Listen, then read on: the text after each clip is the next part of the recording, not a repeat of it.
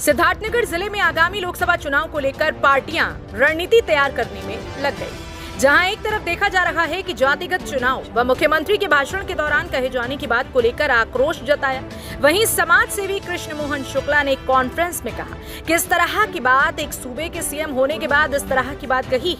सिद्धार्थनगर से हमारे संवाददाता न्यामतुल्लाह की रिपोर्ट। मेरा नाम कृष्ण मोहन शुक्ला है।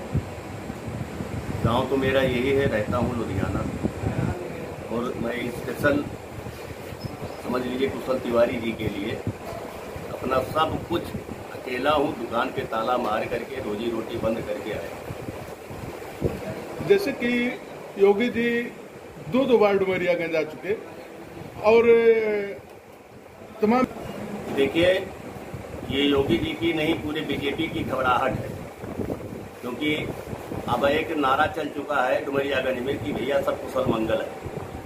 उस घबराहट में योगी जी भी आए, अमित शाह जी भी आए, उनके 10 मंत्रियां, 50-50 एमएलए, कितने लोग, यानी पूरी बीजेपी एक कुशल तिवारी पर ही लगी है, जो कि कुशल तिवारी सब पर भारी। उसका कारण है तो जमीनी स्तर के नेता हैं और जमीन से जुड़े। जैसे मान लिया योगी जी जो ब्राह्मण समाज की बात कर रहे हैं, लात मारने वाली, उन्होंने बहुत एक अपनी गरिमा घटा दिया है।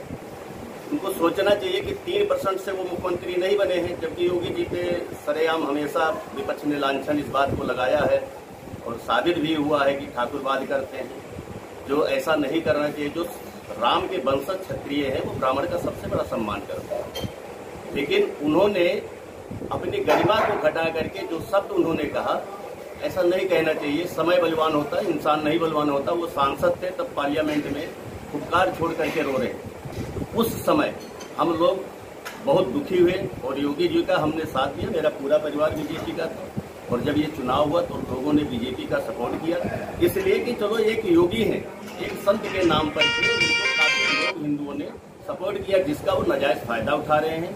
उनको जात पात पे नहीं, राजा का धर्म होता है कि प्रजा का रक्षा करे, धर्म की रक्षा करे। इनके पास कोई मुद्दा नहीं है, ये केवल राम को धर्म बना करके, राम को राजनीति में ला करके राजनीति कर रहे हैं, जबकि राम तो रोम रोम में बसने वाले हैं, घट व्यापत राम। राम तो सबके हैं। इसका मतलब ये नहीं कि हम समाजवादी में हैं तो हम राम भक्त नहीं या हम अपने धर्म को नहीं मानते। पर कुशल तिवारी गांधीवादी। गांधी जी ने कहा था, ईश्वर वल्ला तेरो नाम, सबको सम्मत दे भगवान। परमात्मा एक है, नाम अनेक है। उसको मैं एक ब्राह्मण की हैसियत से नहीं कह रहा हूँ, लेकिन ये सभी जो कुछ है सभी जानते हैं कि ईश्वर का जो निरंकार है, सारे धर्म निरंकार को ही मानते हैं। तो ये कहे निरंकार ये कहे, नाम उनके अनेक, लेकिन इन्होंने धर्म को हथियार बना करके ये अभी तक जनता को बेवकूफ बनाते रहे। आज जो ये गठबंधन है, गठबंधन ने जैसे राहुल गांधी जी ने ऐलान किया कि हम 8500 रुपया हर घर की महिला को देंगे, साल का 1 लाख रुपया हुआ। 5 किलो अनाज के बदले में हम 10 किलो अनाज देंगे। जो किसानों का कर्ज है या एजुकेशन लोन है वो सारा माफ करेंगे। ऐसे अनेक तरह की सुविधाओं से जो नवाजा गया है, इससे बीजेपी में काफी बौखलाहट है और ये बीजेपी को पता है कि कुशल तिवारी ये चुनाव जीत रहे हैं और कुशल तिवारी एक बार इस चुनाव को जीत गए तो फिर किसी का पैर नहीं लगेगा। उसका कारण यह है कि वो जनता का सम्मान करते हैं। बलरामपुर से उन्होंने चुनाव लड़ा था, आप पता कर सकते हैं, आप मीडिया के लोग हैं, हर जगह घूमते हैं, कि उन्होंने आज तक अपना बलरामपुर नहीं छोड़ा। अगर किसी ने शादी फंक्शन किसी भी काम में बुलाया होगा तो आए होंगे, और अगर किसी को उनको ये पता लग गया होगा कि हमारे किसी कार्यकर्ता या उस क्षेत्र में किसी के ऐसा कोई बुजुर्ग स्वर्गवास हो गया तो वहां पे पहुंचे। इसी करके वो जमीनी स्तर पे काम जुटे हुए हैं। रही बात हिंदू का, भी मैं प्रमाण देता हूं कि कुशल तिवारी कितने बड़े हिंदू हैं।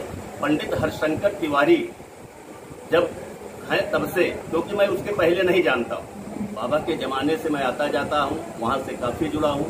250-300 गाय भैंस मिला करके उनके पास। लेकिन मैं आपके मीडिया के माध्यम से चैलेंज दे रहा हूं कि कोई एक आदमी आ जाए और कह दे कि उनके यहाँ से दूध दही घी बेचा गया हो।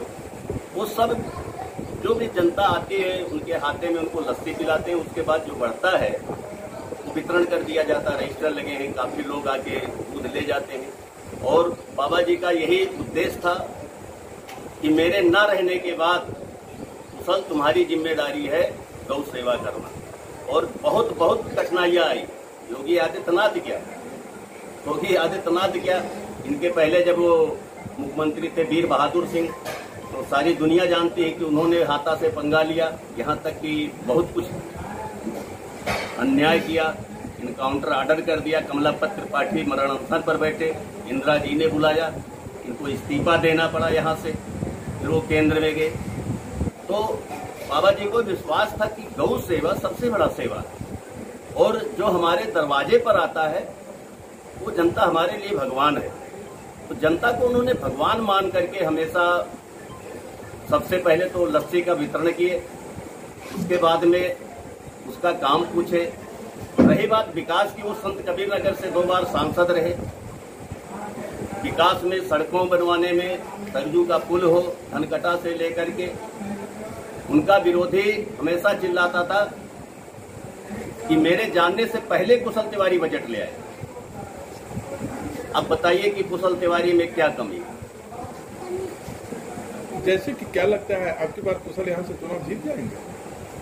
जब योगी आदित्यनाथ जी 3% की हो करके 97% पर गालियां देते हैं तो उनको वो जीत सकते हैं, तो क्या कुशल तिवारी नहीं जीत सकते हैं?